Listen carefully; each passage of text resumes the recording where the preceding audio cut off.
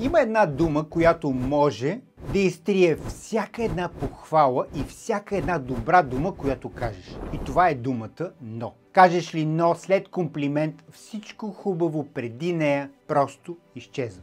Браво за презентацията, но трябваше по-добре да се подготвиш. Как ти звучи това? Всичко хубаво преди «но» се стопява. Човекът не чува браво, човекът чува само трябваше. Хайде сега да чуем следното.